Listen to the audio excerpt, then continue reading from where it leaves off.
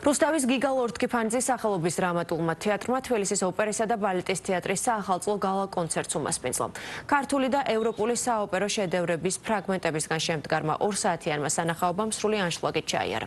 პროექტი კულტურის სამინისტროს მხარდაჭერით ხორციელდება. საახალწლო კონცერტების სერია ოპერისა და ბალეტის თეატრმა რუსთავამდე კიდევ 2 ქალაქში, გორსა და გურჯაანში გამართა.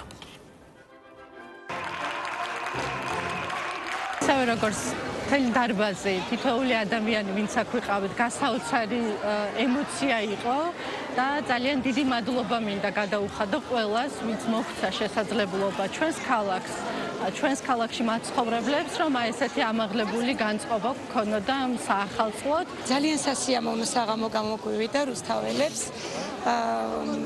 ეს იყო ზეიმი, ნამდვილი ნიჭის ზეიმი, ვამაყობ ჩვენი ოპერის თეატრის სოლისტებით და მთლიანი დასით და ძალიან შთაბეჭდილების ქვეშ ვარ.